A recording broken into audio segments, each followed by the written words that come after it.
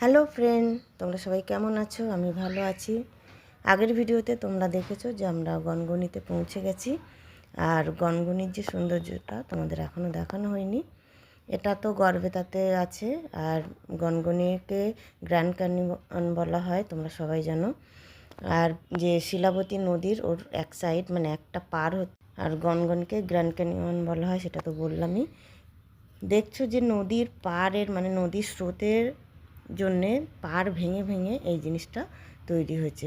এটা কোনো পাহাড় না, পুরোটাই মাটি, লাল মাটি। এত সুন্দর যে তার না দেখলে তোমরা বুঝতে পারবে না। একদিনের ছুটিতে তোমরা যে কেউ ঘুরে আসতে পারো। দিনের দিন গিয়ে আবার ব্যাক করা যাবে। আর আমি আমি বলবো যে সবাই একবার একদিনের ছুটি তোমরা সবাই পাও, সেটা তো সানডে করেও ঘুরে আসতে পারো। এই গরম আসছে, অবশ্য গরমে এখানে যাওয়াটা খুব মুশকিল, কারণ হচ্ছে এত বালি টাইপের মাটি আর গরম হয়ে যাবে। আর রোদ্দুর, ওখানে কোনো বড় গাছ নেই, তার জন্যে এটা একটু এখনও যাওয়া যায়, এর পরে আর যাওয়া যাবে না। আর বর্ষাকালে তো মনে হয় নদীর জলটাও অনেকটা থাকে। আমরা যেহেতু জানুয়ারিতে গেলাম, এখন তো জল একদমই ছিল না। ওকে, পরের ভিডিওতে আবার দেখা হবে। ঝাড়গ্রামে পৌঁছে তখন আবার দেখা হবে। ওকে।